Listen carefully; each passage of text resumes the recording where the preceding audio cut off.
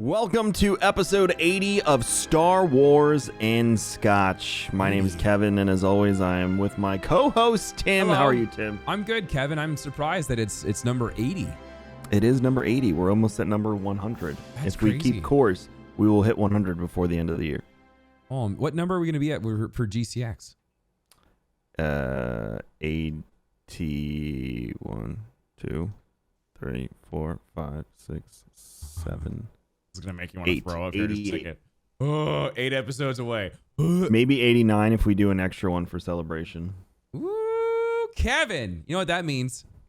It means everybody needs to head on over to gcxevent.com right now and get your tickets because we have an amazing Star Wars panel happening at GCX. We're going to have Star Wars Explained. We're going to have Molly and Alex there. We're going to have Sawyerism from TikTok.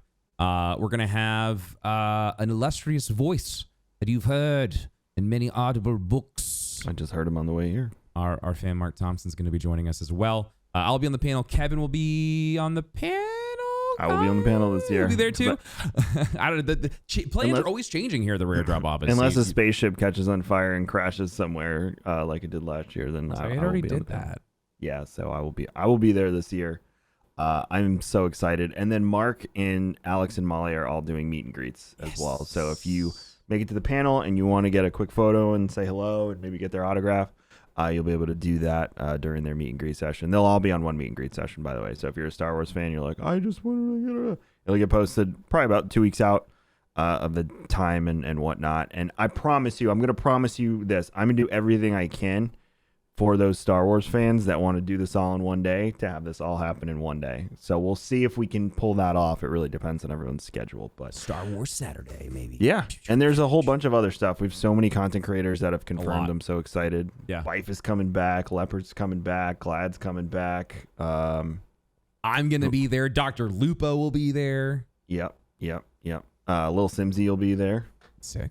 Cheese is our MC. There you go.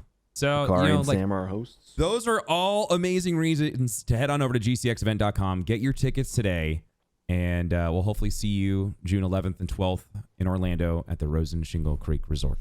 I'll be there on like the 8th or the 9th. So if you, So go hang out with Kevin, bug him, ask him how, if this shirt works as a ticket, he'll love it. Randy just keeps talking about how we're going to drink. And I'm like, do you work or are you just going to drink the whole time? We're just going to drink and work the whole time. I will say this, in the world of event planning, I find it hilarious that it is super common to just keep bottles stashed in various parts of the building that you're planning your event in, because by that point, you need it. Yeah. Like, you've earned it. So yeah, I worked with probably will be. a guy when we were doing all the stuff at the O'Connell Center for events and stuff.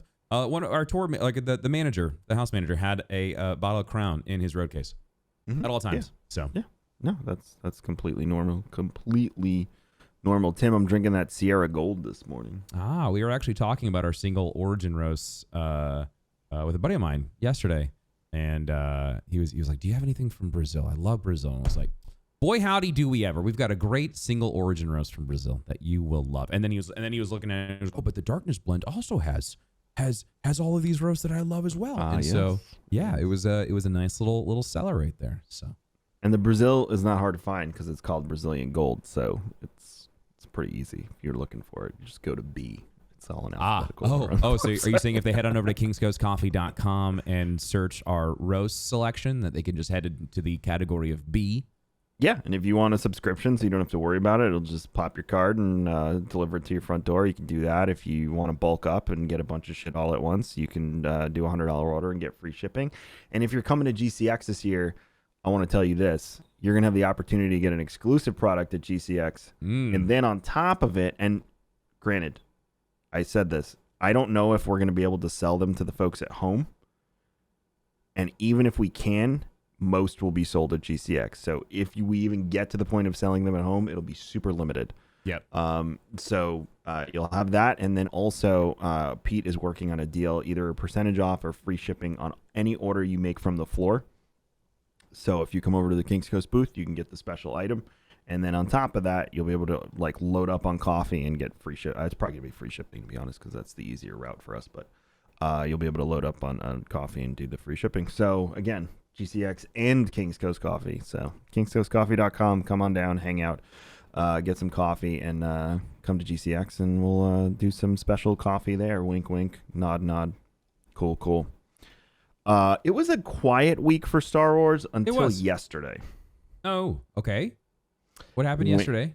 Well, they and it's ironic because Tim is currently playing through the Uncharted series. Yeah. That Amy Hennig. This part, yes. Yep, Amy Hennig, who was one of the original creators of, I believe, I don't know if she was creator. I think she was the director and writer for Uncharted, if I'm not mistaken.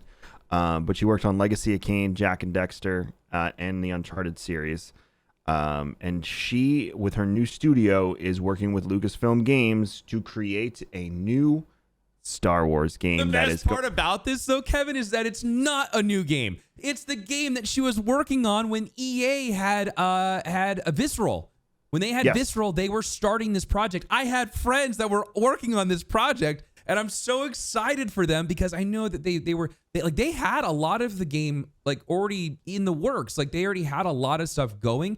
So for Amy, this project is already like a leg up on everything else because they already have a foundation to work off of. They already have a story. They've already storyboarded all of this. I'm sure Lucas and Amy, I'm sure before they shut down Visceral, they gave all of this to Lucas and they put it in the vault. And they're like, you know what? Here you go. And let's hold on to it for a rainy day. And boom, because it's already been confirmed on Twitter that this is the exact same project that she was working on when she was at EA. So that is exciting because we already know kind of the timeline of where this falls. They also are working on a Marvel game. So they definitely have a deal with Disney going for this new company that Amy Hennig started. And it's I mean, they're hiring. It's really exciting to see a new company with an experienced vet who has a track record that is perfect. Like Uncharted. Anyone who worked on Uncharted that wants to make a Star Wars game, you have my vote. Yes, please. And you're playing it for the first time. I'm playing through it for the first time, almost done with Uncharted 2. And like I'm seeing, it's funny because we're in that time period, 2007, 2009. Cover shooters were really, really popular. So you can kind of see like I was telling you this morning in the gym, you can definitely see the Last of Us influence, or like, how that cross-pollination. I'm sure, they shared assets or team members went from one to the other. So kind of like the ideas crossed over. Propane tank is a great example of like being able to throw that and then shoot it in the air and things like little things that you're like, I did that before. But knowing that, we take that spirit, that adventure game, that more linear adventure storytelling style of, going from point A to point B with cinematics in between. I'm down for that. I think they are able to, if they do like what they did for Last of Us, where it's a linear game, but it makes you feel like you're in a big open world and it holds your hand. It does a really good job of storytelling. Then boy howdy, are we in for a treat. I'm very, very excited. Have you played the Legacy of Kain games? No. The only one I ever played was Soul Reaver on PlayStation 1. There was a few after that. But I remember it being that, one of those first 3D worlds. Yeah. That you could kind of explore in multiple directions. I mean, that was PlayStation in a nutshell, to be honest. Actually, Nintendo did it before PlayStation and 64. But anyway, with that game had a great story. It was fun. Very dated, so don't go back and try and play it now. PlayStation 1. But that one also excited me. And then Jack and Dexter it's a PlayStation staple and classic. Yeah, so. Most definitely. You can tell like when you walk in, like after playing Uncharted 1 and even Uncharted 2, you can feel like as you walk into a new area, I was like, oh, this is a room that they designed to make you feel like you're outside in this like big open world, but just like I can see all the walls and I know where all the bad guys are going to spawn from. And it's just like, it's so crazy to see just how storytelling in video games have evolved just by playing the Uncharted series. So, but it's crazy how well that game holds up because of how well the storytelling is done. So like, again, that gives me so much confidence into what Amy and her team is going to be able to produce. Yeah. And it, once you get to Uncharted 4, you're really going to feel it because they upped the storytelling. Well, we're on new hardware at that point. We're on the PS4 and it's like it's prime, right? And it was tweaked. It was ideal on PS4 Pro when it launched. So it was like Spider-Man. Yeah. And then they remastered it for PS5. I haven't played that, but that's what I have. So I'm very, very excited to get that. And then there's one more after that. 4 was my favorite. When you're done with 4, I'll show you the clip from me streaming it with the ending because I was like screaming as to how excited I was. Well, like this in Uncharted 2, this like love triangle, man, has just been going back and forth. It's been so good. It's just been very, very enjoyable. I'm just gonna smile. Not gonna say anything. I'm just gonna smile. Well, I mean, like now he's with Elena. I mean, like we know, like that's gonna be like that's team, like that's it. The game itself. Too, once you get to 4, it doesn't deviate from its formula. It continues that, but much like Last of Us 2, it just made it better. Yeah. But it's still that cover shooter with the puzzle solving and the climbing and the jumping. It's fun. It's just a good and time. That's it. It just made it better. Last of Us is a whole other animal because I needed alcohol. Oh, that's an emotional roller coaster. Oh yeah. Oh my god. I'll never forget getting up from that stream and Danielle's like, "Are you okay?" And I'm like, "I'm just gonna go outside and drink some whiskey." She's like, "What?" And I was like, "Yeah, I need a moment." I ended stream early after I finished it at like 2:00. Did you finish the second one? 4 or 5. Oh yeah, no. Okay. No, that's the one I'm talking Oh, I about. thought you were talking about the first one. No, the first one was actually one of the first games I had streamed because I had never played the first one ever, and people were like, "Oh my god, are you serious? You that was the same for Last me. of Us?" So I sat down, I streamed the whole playthrough. I did the DLC, which was there. But the game itself was amazing, obviously. And then 2, I got so excited of. I think I was still on Mixer, maybe? Probably. Yeah. What's that? It's a thing I'm going to. It passed this weekend. Yeah, I remember finishing that game and like I was like, I gotta get off stream because I'm shot emotionally and I can't perform anymore. Yeah, I need the baseball. to walk away. Yeah. When the Negan-esque style scene happened, I just wanted to puke. In the beginning, you're talking about the beginning. Yeah, I just wanted to puke. I'm just like, I'm done. I don't want to play. No, this I'm game talking about anymore. the end with the boat. The ending was fantastic. It's just like that whole game from start to finish was just like, I don't know. People are like, did you like it? I'm like it or identify, like I don't know how I feel right now. I wouldn't say I liked it, like it wasn't yay.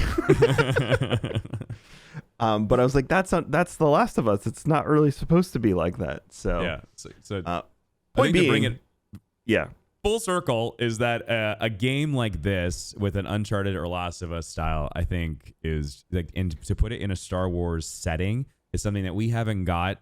We haven't received a game like this since Shadows of the Empire, essentially. I would say Jedi Fallen Order had a pretty. I mean, but Jedi Fallen Order, I feel story. like I think it's a good story, but it's a different style of gameplay. Though. Oh, game style, yeah. I'm talking about game style. Empire. I'm talking about like the last time that we got like a shooter of that style with a story. Yeah. I think Shadow of the Empire. So it's been like what 20 years. Yeah, longer? I think 1313 was angling to be that before it got canceled. Yeah, but and didn't we say that there was talks of potentially that coming back again? There was a rumor, yeah, because there was new footage where the character was Boba Fett. I feel like this game is just never gonna die. They're gonna have to bring it back at some point just for a meme. The visceral one came back, so yeah. Why not? I mean, especially if you have all the production file. Like, who even owns that at this point? I don't know. I'm not sure. Interesting. I mean, I would assume it would be because it was a Lucas IP. It would just fall to them. Do you think that with talented storytellers like this, what kind of story could they tell? Like, what era? Because I would find it difficult to tell a story in the Skywalker era, unless you went with a non-Force character. So it is a non-Force character, and it's based on someone in the Empire. There was a whole rundown. Oh, you're going off of the old rundown of it. I am. I'm going because I feel like they're going to hold true to that, knowing that like it's been confirmed that this is the same project, and so I feel like why would you change the story that you never got to tell? I think she's going to want to tell the story that they worked so hard to come up with. Right. And so I'm trying to find the breakdown. I could have sworn that someone had posted somewhere. If someone could find it, tweet it at Kevin and I, or post it in our Discord. We do have a community Rare Drop Discord, so go to the Star Wars channel and post it in there. I'd love to talk about this because I'm pretty sure somewhere in the internet floating around is a rough breakdown of what Amy Hennig's game was supposed to be about. I know it's supposed to be based off of the cutscenes that we saw during EA Play 2019. Yeah, it was EA Play 2018 because I was sitting at one of the tables because it was during the Battlefront 2 gameplay reveal. is when they showed off Amy Hennig's cut. And it looked like Tatooine, and the guy has a black trench coat on, and he walks out, and there's an archway, and there's 2 Imperial flags roll down, and then TIE fighters that fly over top. And so I'm pretty sure that guy is supposed to be.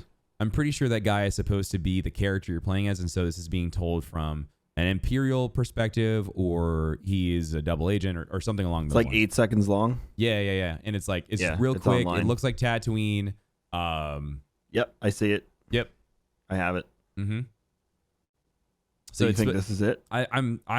I feel very good saying that this is what her game is going to be based off of, because I saw on Twitter yesterday from Star Wars Battlefront Updates, who's a buddy of mine. He was saying that it was confirmed, and I will take Elliot's word over anything else. He usually has a really good beat on it. Elliot said that it was confirmed that this was the project that they were working on before Visceral shut down. So I'm gonna go off of what Elliot said, and that it was confirmed that way. Yep, the top comment says Amy Hennig worked on this project before it was canceled and Visceral was squashed, and she's working on a new Star Wars title this year. So, yep, maybe it is this. But would EA own that footage? I mean, Lucas probably does. Yeah, I think I don't know what it comes down for the contract, but I would assume that all of that content diverts or goes to Star Wars, into Lucasfilms. It's their IP at the end of the day. Interesting. I have seen that clip before, so yep. I did know what you're talking about. I just didn't realize that was that game. Yeah, that's a beautiful little environment they built there. But again, that's 8 seconds. I think what they're going to end up doing is they're going to build it on Unreal. They're not going to be forced to use Frostbite. So like right there, that is a huge plus for them. So we know that this will probably end up being made in Unreal 5. And Unreal 5 is just setting a whole new level for what's expected for a video game experience. And so a Star Wars game in an Unreal 5 environment is, oh, baby, you're going to be in the movie. It feels like I would say the rest of this decade, we're just going to get bombarded with Star Wars games, except Eclipse. Oh, yeah, I mean, you're right. We also have the Meta Quest showcase happening today that I'm going to watch. I would love to see another Star Wars VR game announced. Because after GCX, what I would like to do is, now that we got the panels up in the studio, is you should come in and I should go through Vader Immortal. Yeah, they're really quick. They're like an hour a piece. I get sick in VR, so I could probably only do 1 hour sessions. Oh. Yeah, they're really fun. I wish there was co-op. That'd be cool. Oh, that'd be fun. But you could watch it on the TV and yell at me the entire time. Yeah. Or push you. I didn't even think of that. He's going to trip me and stuff. You see when I cracked his shin with a kendo stick? But yeah, I would love to see another a VR game for Star Wars, because we had the last one we got was sucked. Black Spire Outpost, and that was shitty. And like, I love Star Wars video games. That one was rough because they built it on a mobile engine, because the Quest games that run just specifically off the headset are low grade engine because it runs off of just the hardware. But then they also have the ability for you to stream from your gaming PC over Wi-Fi to your headset and make the gaming PC do all the work. So hopefully with that new Tether wireless technology, that will get more like actual PC VR Star Wars games, because Black Spire Outpost was kind of meh, but all the Vader Immortal games were so good.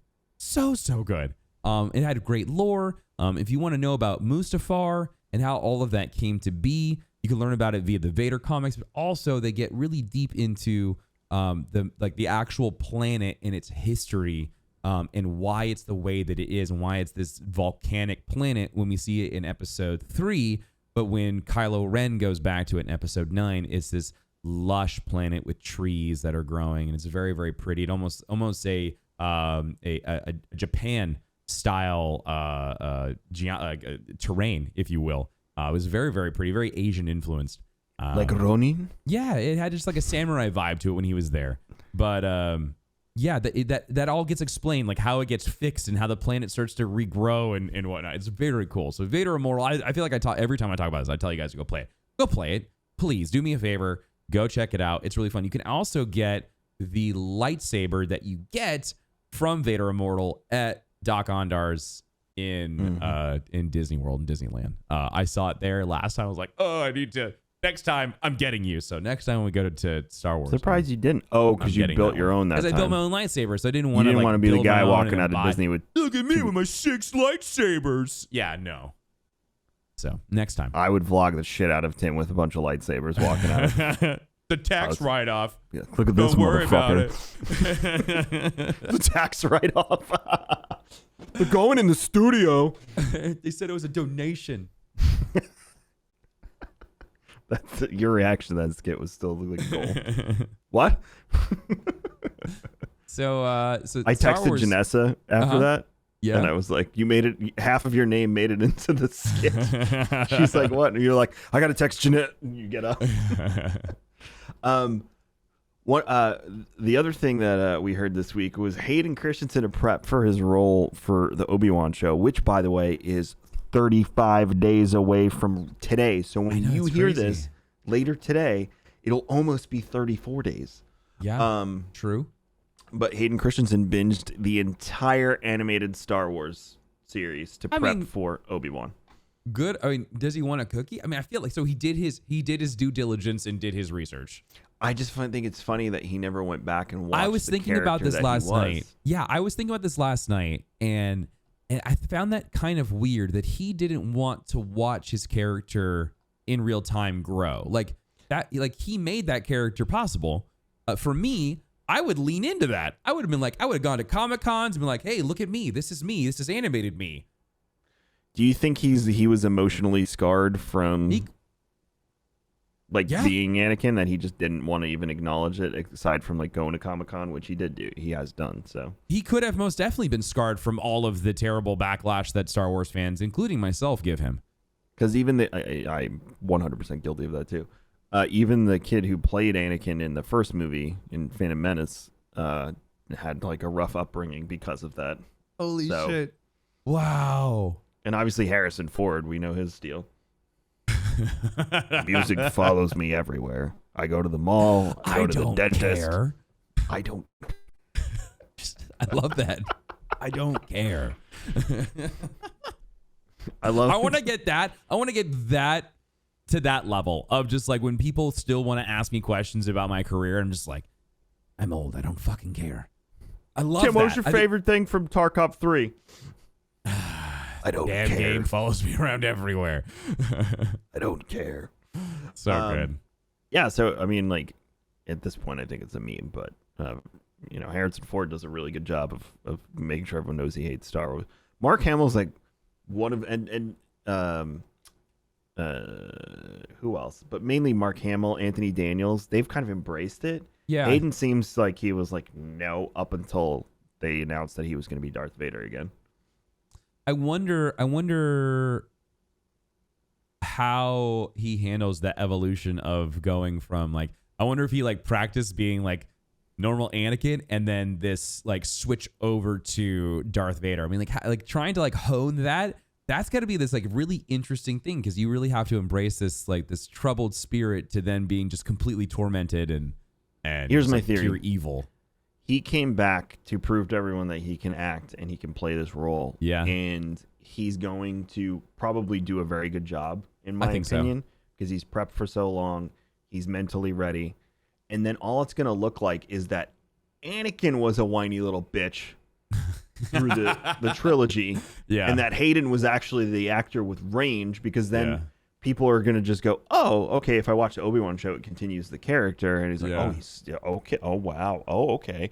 So if anything, all he can do is prove to us that he has range. If he sucks as Darth Vader in Obi-Wan, then, his legacy is tarnished. So I think this is his one shot, and he knows it, and he's going to go in there and just kill the role. So I would assume any time that we see Hayden Christensen, it's going to be when he's out of the suit, when he's in either his meditation chamber or he's in a back-to-bath So I'm curious, are we going to have the famous voice of Darth Vader, or is it going to be Hayden's voice all modulated? I think we'll have the James Earl famous Jones voice gonna of Darth show up? Vader. I think we'll have the famous voice of Darth Vader, but I do think they're going to take his helmet off a few times to prove a point. I think he's going to do it at one point in front of Obi-Wan. Ooh. Like a look at me type of thing. Look what you did to me. Ooh, Kevin. Oh, look at me. Yeah, and I have a feeling if Ahsoka's in the show, there'll be a reason for him to show Ahsoka his face, and we will be met with the most gut-wrenching like live-action scene we've ever seen in Star Wars. It's going to be so Joker or Two-Face from Batman. Ooh, I love it. That's fantastic. So Paul was mentioning the moment in Rebels when Ahsoka meets him. I don't think so. I think you could compound that actually. When Paul was talking about the cracking of the helmet, you know, the scene I always rave about how great it is. I think so. That all happens during Rebels. That's going to be before though. So Obi-Wan's before all those things happen. Oh, because he doesn't even know she's alive until the fight. Yeah, you were right, Paul. They don't know what happens until they're dogfighting and they feel each other and they're just like, Master, and he's like, it's just like it. Yeah, it was the weirdest thing. I love actually because of that. Part. Now I don't think Ahsoka's going to be in the show unless I don't think she's going to. I really don't. I think the only reason she shows up is to connect with Obi-Wan, but Obi-Wan, I'm pretty sure it's known that Obi-Wan is to be left alone. I think the whole idea of him being out there is that nobody knows that he's there, and he wants it that way. So I really don't think that Ahsoka is going to show up. So then, yeah, the only person he would take his mask off for is Obi-Wan, aside from being in his meditation chamber or the back to tank, like you said. Yeah. I think that scene of him taking his helmet off is going to be like gut wrenching. It has to be. It has to be like there has to be so much just oomph to it. Also, for the because at the end of Return of the Jedi, he still has the voice modulator on with the helmet.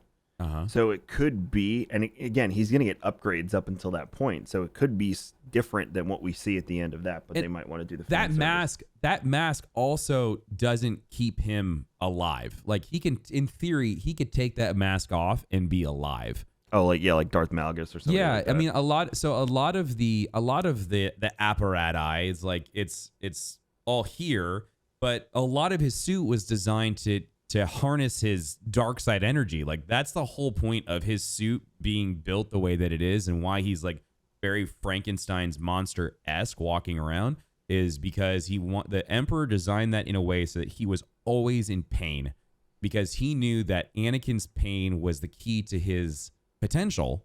And so if we increase the pain, you're just going to increase his power output. And so that's why he's in that like archaic suit. And why his body components just look so old compared to everything else. Do you think we'll see Ian McDiarmid as the Emperor? I don't. Oh shit! I mean, I guess the Emperor being there would make sense, unless it's gonna be the Vader that we have come to find in the Vader comics. That he's off doing his own fucking thing. Like, you remember how they want Vader to be more of an anti-hero? Yeah. I think they've been painting him up more and more in the comic books. He's just off doing his own thing, and it's pissing the Emperor off. That's the whole thing, is that Anakin, from the beginning, in episode 3, he even says, I can destroy the Emperor. I can kill the Emperor. I can rule the galaxy. I can do it my way. He holds on to that to be true. Like, that entire vendetta that he has towards empire? It. Yeah, he wants the empire for himself. He wants to kill the Emperor. And so that's what he's just off doing. So we might not see the Emperor, because he might just be doing this on his own, going after Obi-Wan without the Emperor knowing. We might see a hollow of the Emperor. We might. That's probably the only time we'll see it. I don't think we'll get it in Lord person Vader, in the throne room. To blah, blah, blah. Something like that. Yeah, and that could all be CGI, deep faked, and the voice modulator. That could all be done without him even being there. But no going to the throne room on the Death Star. No, and I don't think so. Going and doing that. Yeah. No. Okay, so we won't see the Emperor doing that. That's how I feel about it right now. I just like the Ahsoka point was good. Thank you for that, Paul, because that actually changes my entire opinion on Ahsoka showing up in the show, because I completely This is what happens when you tell a story out of order. Yeah, it's really hard to hold on to. But I did get into the part, speaking of telling the story out of order and people correcting me, someone like months ago had asked me about, Admiral Yularen and like what was his role by the time A New Hope rolled around. I was like, I don't know, because, and someone's like, oh, he becomes head of ISB and during the transition from the Republic Army to the Empire. And then I just got to the part in Thrawn where Thrawn meets Yularen and everyone at that party. Mm-hmm. And Yularen likes him, which is I thought was interesting. And, Yularen's like, when the Navy's done with you, if you ever want to join ISB, we have a place for you there. So Yularen to me seems like a guy that went with the program, not because he's a bad guy, but because like, okay, this is how the military's changing. Mm-hmm. Yeah. I don't think he's a bad guy. No, he's a really fun character. He definitely, through those books, Yularen, you can tell, like you said, he likes his job. That's really what it just comes down to. Is he just enjoys he's a military guy. What he's doing. Yeah, he's just a military guy. I love his character. He was so much fun. And then I'm completely transitioning here. Was Price in the Thrawn book before she was in Rebels, or did they take her from Rebels and put her in the Thrawn book? No, so I don't know, but she is both in Rebels and Thrawn, and that was so fun for me. I don't know the release date of that book versus the Rebels episodes. So I can't tell you. She's in Rebels season 3. She's in the last season, yeah. So Rebels season 4. Or she's in 3 and 4. She stays in the mix. So then she was a calculated. She might have been an insert. Yeah, like they introduce people all at once to multiple forms of media. Yeah, she might have just come out at the exact same time. But I thought that was really fun. Also, you'll notice at the end of book 3, they will talk about the rebellion that's starting to form over on brainfarting. Sorry, Lothal. Yeah, no, they're already talking about Lothal. Like she's trying to get off Lothal, and it sounds like they're doing everything they can to send her back to Lothal. Oh, because you're getting her backstory as to how she comes to be in the Empire. Yeah, because right now she's basically a politician. Well, you got the story before when she was just helping her family mining on Lothal. She briefly tells that story, and then she's hanging out with these like socialite people on Coruscant. Yeah, how she kind of like backstabs. She backstabs her way up the top. Yeah, it's great. Yeah. It's really good. She just briefly met Thrawn, like very briefly, and was intrigued. At the party, at the mixer, right? Yeah, and she's like, is he like a Pantoran with some sort of eye disease or something? Which is what everyone says about him. Yeah, he's like, essentially. That's the one thing I don't like that they retcon. I get it for Thrawn and it's cool, but like if you read Old Republic, the Chiss are part of the Empire.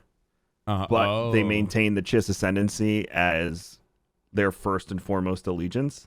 Mm-hmm. So basically the Eternal Emperor was like, you can come in, but you can keep your government and keep your army and keep all of your stuff, but you report to us, for military purposes. But when you talk to all the Chiss in the game, because there's a whole expansion dedicated to just them and their planet, they're Which all planet? like, the main one? Chila? No, it's a different one. Chiss expansion, SWTOR. I'll find out. But yeah, when you're talking to them, all they talk about is how the Ascendancy's first and blah, blah, blah, yeah, blah. Yeah, dude. Okay, so speaking of Ascendancy, I'm on the 3rd book. I'm a few chapters in. The prologue is long. It's very, very long. And then it starts. But it's really good. And the Grisk are now like the heavy piece. And it's crazy to see how far back the Grisk go in where they're putting them in the storytelling. I got to a part where they start to depict the size and just overall just the overall just gravitas that the Grisk have when it comes to their armada. They have a ship that could take down one of the largest Chiss battle cruisers in like under an hour. It's just like this thing is just massive. It's like the size of a moon. Like, what did you say the planet was called? Chila. Scylla is their home planet. Oh, it's called Scylla in SWTOR. Oh, they must have changed it then. Kind of like Korriban and Morban. Kopero is another one of their. They have multiple worlds in SWTOR. So in the Chiss Ascendancy, there's a bunch of different planets that they all inhabit. There's one that's specifically like all of the houses, because there's 9 great houses, and then there's 9 ruling houses and 40 great houses.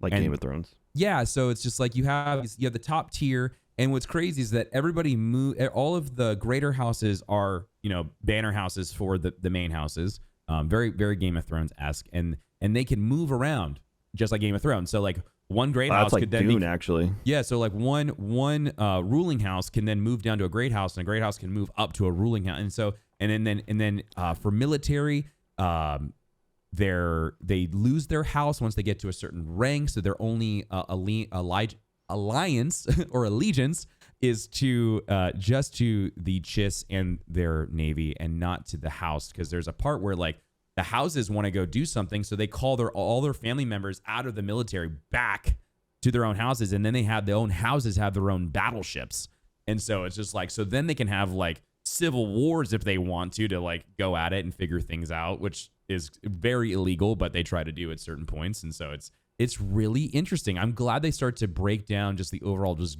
government structure of the Ascendancy, because it makes things more understandable now as to like why, like what's going on.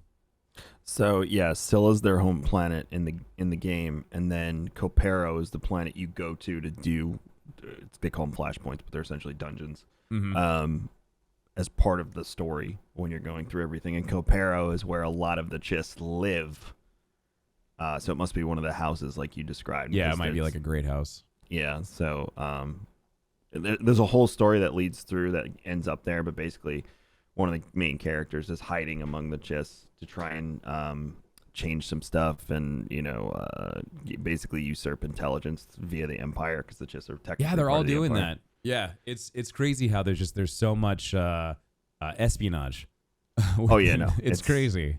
And the funny thing is about the Chiss is the way that you perceive Thrawn through everything, through action in the book. That's how they all talk and act in the game.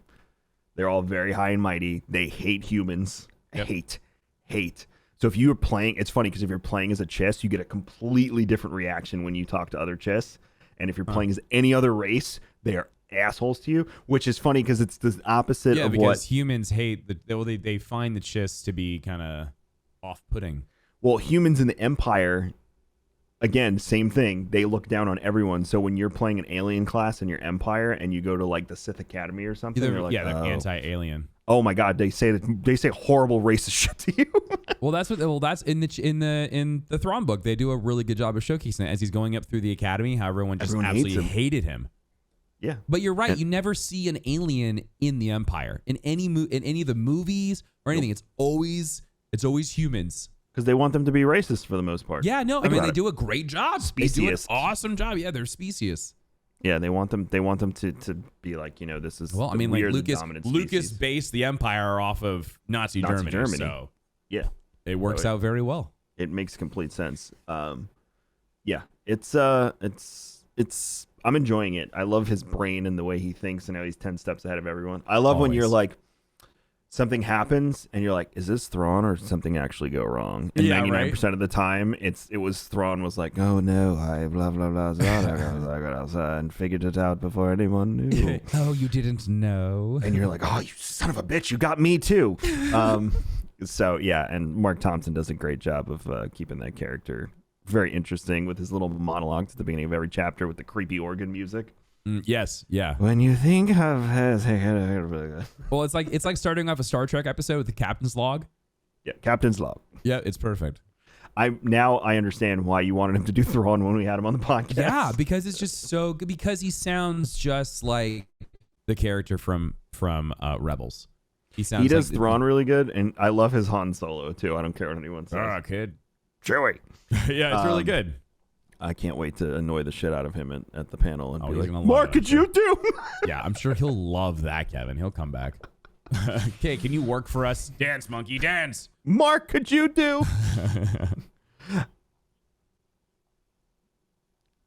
Oh, they did that on comics, according to Paul. He said that Frank and Matt kept asking him to do voices the whole time. No. Man, he's going to have a stigma when it comes to Rare Drop. Oh, no.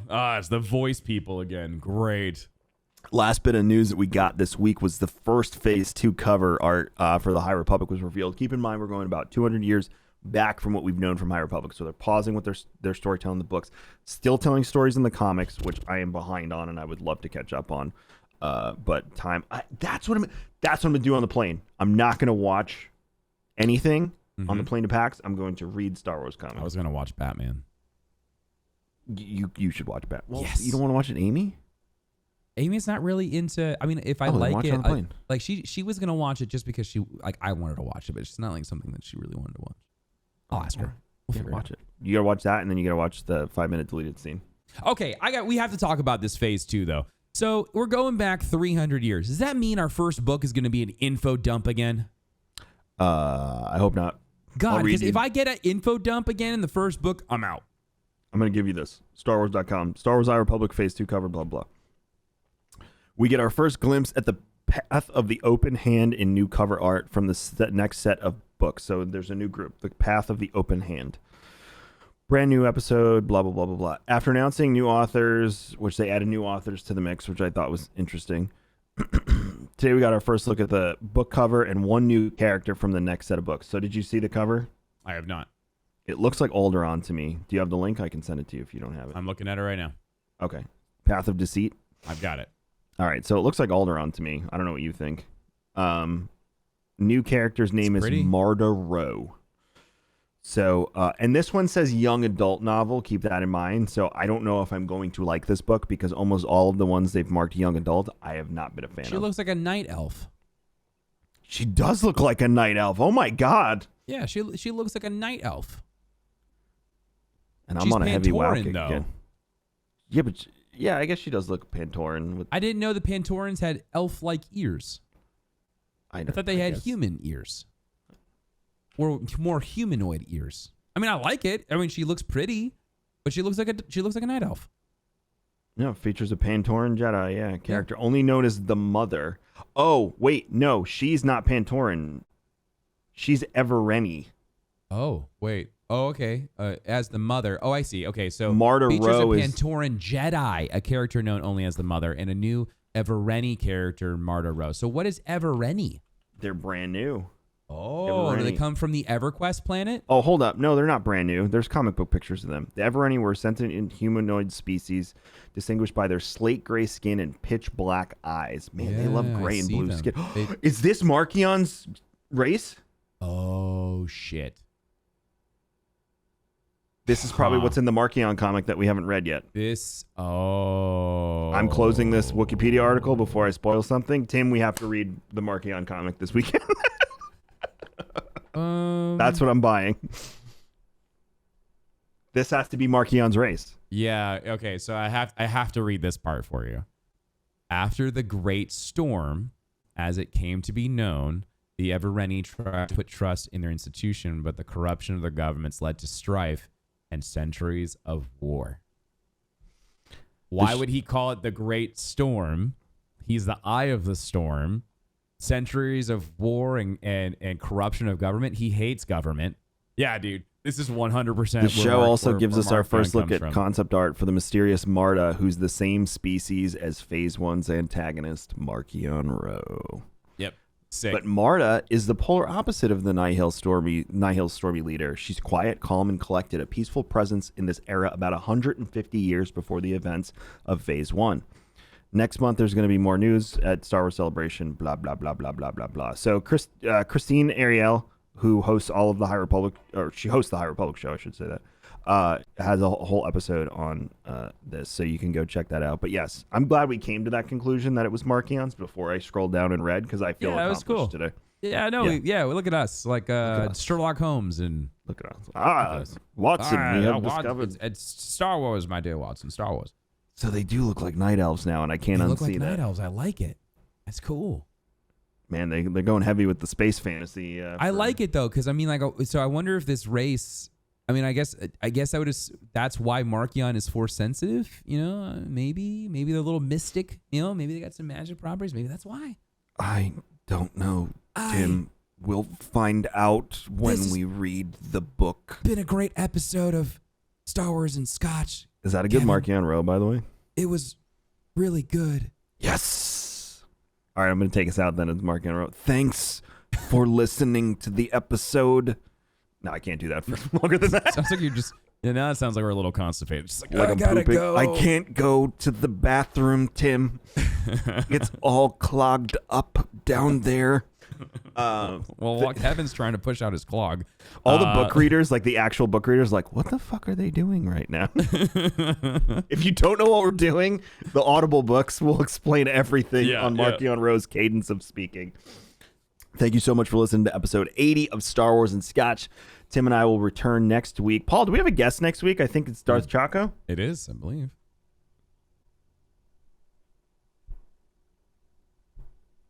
Okay. We have Around the Galaxy next week, whose podcast I've actually been listening to pretty regularly. And then Darth Chaco is the following week. So we got 2 weeks back-to-back guests. Very excited leading into this season. So we'll get their feelings on Obi-Wan, everything coming up. And then, we're not far off from Celebration and Obi-Wan at that point. So by the end of the month and going into GCX, Tim and I are going to have a banger of a month, dude.